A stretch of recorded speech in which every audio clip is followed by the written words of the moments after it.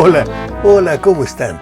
Bienvenidos una vez más a esta serie de Ni te cuento. Mejor sí. Qué bueno que están aquí con nosotros. Si son nuevos aquí en el canal, por favor denle clic ahí al botón de suscribirse y a la campanita para que les avise cuando hay un nuevo video o un programa en vivo como el que tenemos todos los martes a las 9 de la noche. Y si ya son asiduos a este canal, muchas gracias por venir a aburrirse aquí con nosotros, pero a pasarla muy rico también. Hoy tenemos un cuento maravilloso, sobre todo por el escritor maravilloso que fue Gabriel García Márquez. Dice uno es porque realmente uno no quisiera que estas personas nos dejaran, pero afortunadamente su obra, que fue muy importante, nos la dejaron aquí escrita para que la podamos leer, releer y disfrutar. Él también escribió cuento, y este cuento se llama El abogado más hermoso del mundo. ¿Qué les parece si comenzamos? El abogado más hermoso del mundo.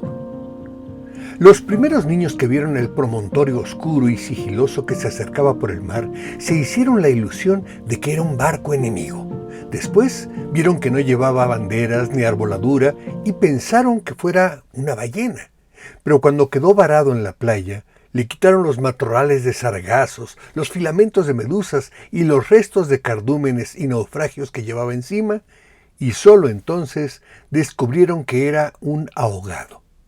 Habían jugado con él toda la tarde, enterrándolo y desenterrándolo en la arena, cuando alguien los vio por casualidad y dio la voz de alarma en el pueblo.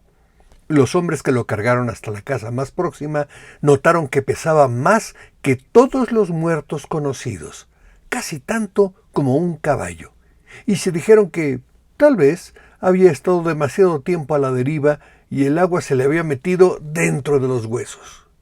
Cuando lo tendieron en el suelo, vieron que había sido mucho más grande que todos los hombres, pues apenas si cabía en la casa, pero pensaron que tal vez la facultad de seguir creciendo después de la muerte estaba en la naturaleza de ciertos ahogados.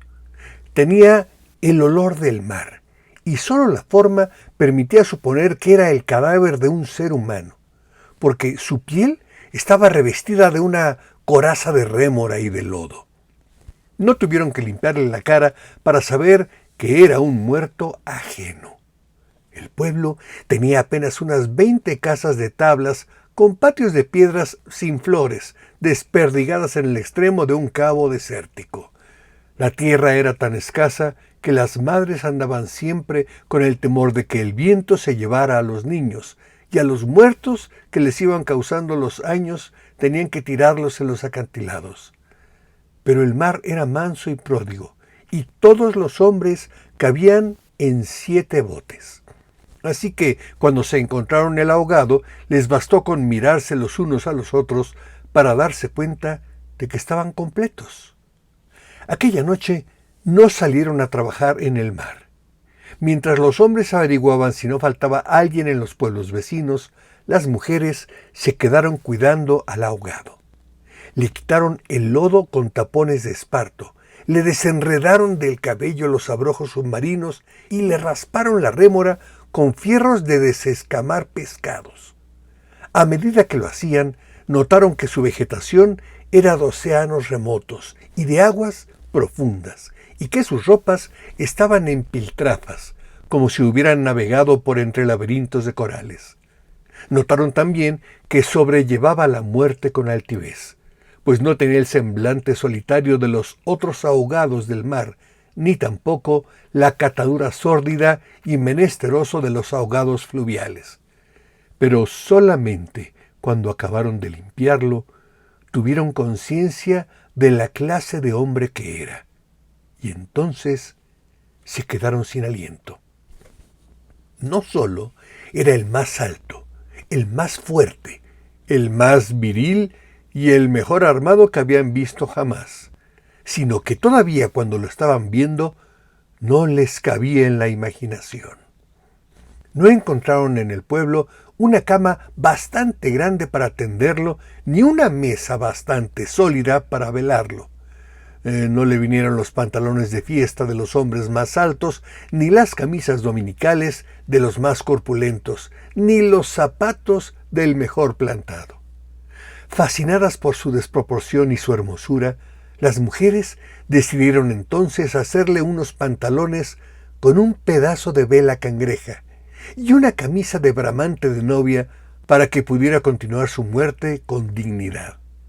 Mientras cosían sentadas en círculo contemplando el cadáver entre puntada y puntada, les parecía que el viento no había sido nunca tan tenaz, ni el Caribe había estado nunca tan ansioso como aquella noche, y suponían que esos cambios tenían algo que ver con el muerto.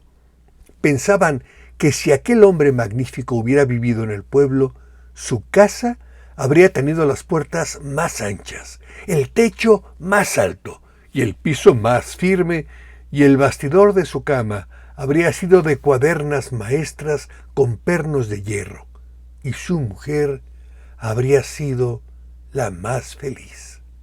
Pensaban que habría tenido tanta autoridad que hubiera sacado los peces del mar con solo llamarlos por sus nombres, y habría puesto tanto empeño en el trabajo que hubiera hecho brotar manantiales de entre las piedras más áridas, y hubiera podido sembrar flores en los acantilados. Lo compararon en secreto con sus propios hombres, pensando que no serían capaces de hacer en toda una vida lo que aquel era capaz de hacer en una noche, y terminaron por repudiarlos en el fondo de sus corazones como los seres más escuálidos y mezquinos de la tierra. Andaban extraviadas por esos dédalos de fantasía, cuando la más vieja de las mujeres, que por ser la más vieja había contemplado al ahogado con menos pasión que compasión, suspiró. Tiene cara de llamarse Esteban. Era verdad. A la mayoría le bastó con mirarlo otra vez para comprender que no podía tener otro nombre. Las más porfiadas, que eran las más jóvenes, se mantuvieron con la ilusión de que al ponerle la ropa tendido entre flores y con unos zapatos de charol, pudiera llamarse Lautaro. Pero fue una ilusión vana. El lienzo resultó escaso, los pantalones mal cortados y peor cosidos le quedaron estrechos, y las fuerzas ocultas de su corazón hacían saltar los botones de la camisa. Después de la medianoche se adelgazaron los silbidos del viento y el mar cayó en el sopor del miércoles. El silencio acabó con las últimas dudas. Era Esteban. Las mujeres que lo habían vestido, las que lo habían peinado, las que le habían cortado las uñas y raspado la barba, no pudieron reprimir un estremecimiento de compasión cuando tuvieron que reasignarse a dejarlo tirado por los suelos. Fue entonces cuando comprendieron cuánto debió haber sido de infeliz con aquel cuerpo descomunal, si hasta después de muerto estorbaba. Lo vieron condenado en vida a pasar de medio lado por las puertas, a descalabrarse con los travesaños, a permanecer de pie en las visitas sin saber qué hacer con sus tiernas y rosadas manos de buey de mar, mientras la dueña de casa buscaba la silla más resistente y le suplicaba, muerta de miedo, siéntese aquí, Esteban, hágame el favor. Y él, recostado con las paredes sonriendo, no se preocupe, señora, así estoy bien, con los talones en carne viva y las espaldas escaldadas de tanto repetir lo mismo en todas las visitas. No se preocupe, señora, así estoy bien, solo para no pasar vergüenza de desbaratar la silla y acaso, sin haber sabido nunca que quienes le decían no te vayas, Esteban, espérate siquiera hasta que hierva el café, eran los mismos que después susurraban, ¡ah, ya se fue el bobo grande! ¡Qué bueno! Ya se fue el tonto hermoso. Esto pensaban las mujeres frente al cadáver un poco antes del amanecer. Más tarde, cuando le taparon la cara con un pañuelo para que no le molestara la luz, lo vieron tan muerto para siempre, tan indefenso, tan parecido a sus hombres que se les abrieron las primeras grietas de lágrimas en el corazón. Fue una de las más jóvenes la que empezó a sollozar. Las otras, asentándose entre sí, pasaron de los suspiros a los lamentos, y mientras más sollozaban, más deseo sentían de llorar, porque el ahogado se les iba volviendo cada vez más Esteban, hasta que lo lloraron tanto que fue el hombre más desvalido de la tierra, el más manso y el más servicial, el pobre Esteban. Así que cuando los hombres volvieron con la noticia de que el ahogado no era tampoco de los pueblos vecinos, ellas sintieron un vacío de júbilo entre las lágrimas. «¡Bendito sea Dios!», suspiraron. «¡Es nuestro!». Los hombres creyeron que aquellos aspavientos no eran más que frivolidades de mujer. Cansados de las tortuosas averiguaciones de la noche, lo único que querían era quitarse de una vez el estorbo del intruso antes de que prendiera el sol bravo de aquel día árido y sin viento. Improvisaron unas angarillas con restos de trinquetes y botavaras y las amarraron con carlingas de altura para que resistieran el peso del cuerpo hasta los acantilados. Quisieron encadenarle a los tobillos un ancla de buque mercante para que fondeara sin tropiezos en los mares más profundos, donde los peces son ciegos y los buzos se mueren de nostalgia, de manera que las malas corrientes no fueran a devolverlo a la orilla como había sucedido con otros cuerpos. Pero mientras más se apresuraban, más cosas se les ocurrían a las mujeres para perder el tiempo. Andaban como gallinas asustadas, picoteando amuletos de mar en los arcones, unas estorbando aquí porque querían ponerle al ahogado los escapularios del buen viento, otras estorbando allá para abrocharse una pulsera de orientación. Y al cabo de tanto «quítate de ahí, mujer, ponte donde no estorbes», «mira que casi me haces caer sobre el difunto», a los hombres se les subieron al hígado las suspicacias y empezaron a rezongar que con qué objeto tanta ferretería de altar mayor para un forastero, si por muchos estoperoles y calderetas que llevar encima, se lo iban a masticar los tiburones. Pero ellas seguían tripotando sus reliquias de pacotilla, llevando y trayendo, tropezando, mientras se les iba en suspiros lo que no se les iba en lágrimas. Así que los hombres terminaron por despotricar que de cuándo acá semejante alboroto por un muerto al garete, un ahogado de nadie, un fiambre de mierda. Una de las mujeres, mortificada por tanta insolencia, le quitó entonces al cadáver el pañuelo de la cara. Y también los hombres se quedaron sin aliento. Era Esteban. No hubo que repetirlo para que lo reconocieran. Si les hubieran dicho Sir Walter Raleigh, quizá hasta ellos se habrían impresionado con su acento de gringo, con su guacamayo en el hombro, con su arcabuz de matar caníbales. Pero Esteban solamente podía ser uno en el mundo. Y ahí estaba, tirado como un sábalo, sin botines, con unos pantalones de sietemesino y esas uñas rocallosas que solo podían cortarse a cuchillo. Bastó con que le quitaran el pañuelo de la cara para darse cuenta de que estaba avergonzado, de que no tenía la culpa de ser tan grande, ni tan pesado, ni tan hermoso. Y si hubiera sabido que aquello iba a suceder, habría buscado un lugar más discreto para ahogarse. En serio, me hubiera amarrado yo mismo un áncora de galón en el cuello y hubiera trastabillado como quien no quiere la cosa en los acantilados, para no andar ahora estorbando con este muerto de miércoles, como ustedes dicen, para no molestar a nadie con esta porquería de fiambre que no tiene nada que ver conmigo. Había tanta verdad en su modo de estar, que hasta los hombres más suspicaces, los que sentían amargas las minuciosas noches del mar, temiendo que sus mujeres se cansaran de soñar con ellos para soñar con los ahogados, hasta esos y otros más duros, se estremecieron en los tuétanos con la sinceridad de Esteban.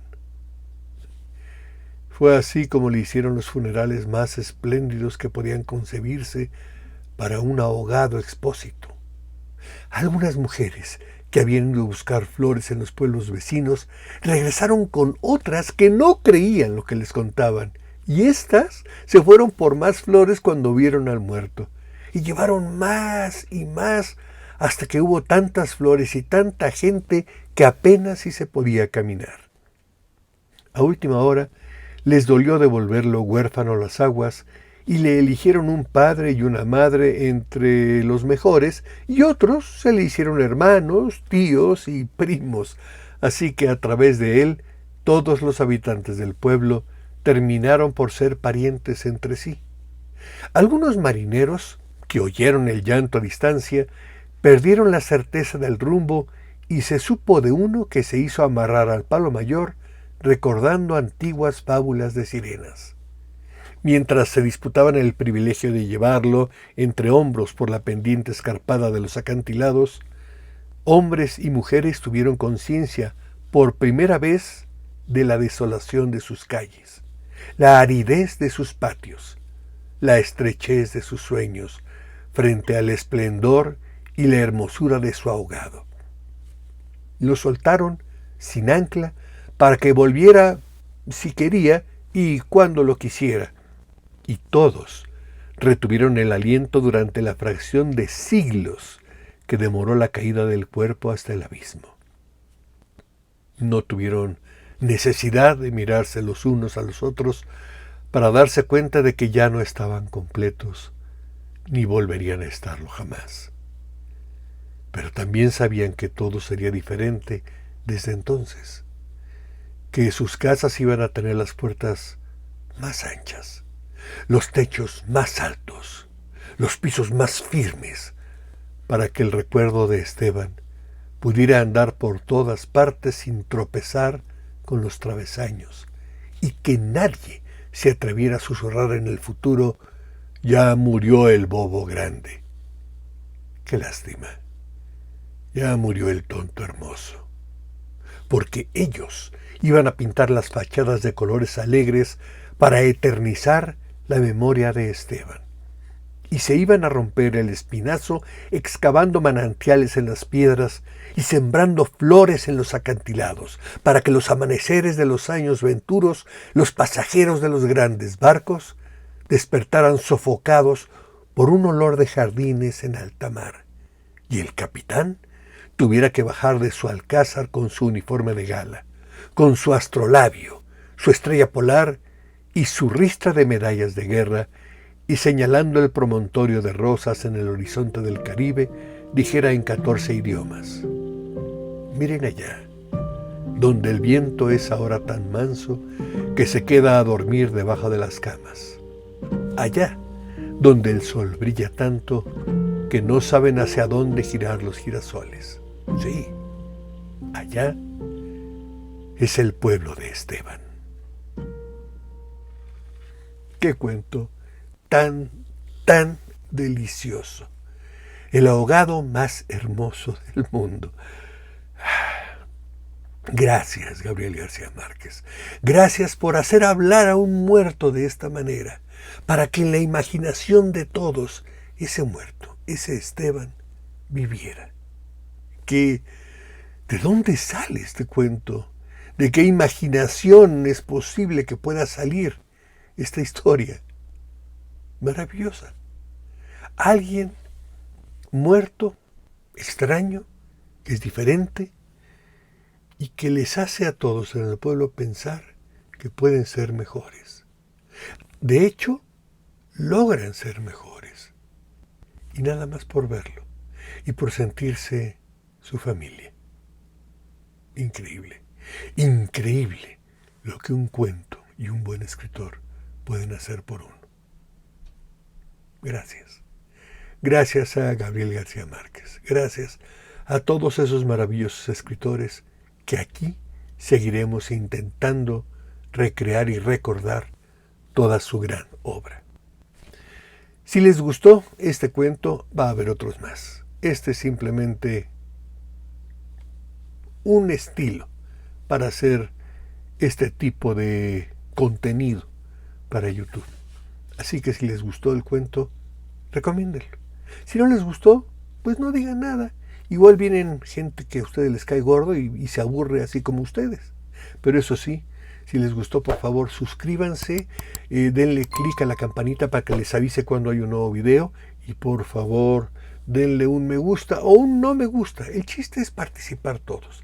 Y por favor, sus comentarios. Los comentarios son muy importantes. Nos orientan para saber qué es lo que está gustando de lo que ponemos aquí en el canal, de lo que intentamos transmitir, del contenido que mostramos. Y también, por si tienen recomendaciones de algún otro cuento que a ustedes les haya llegado en algún momento en la vida. Gracias. ¿Y qué les parece si nos vemos en el otro?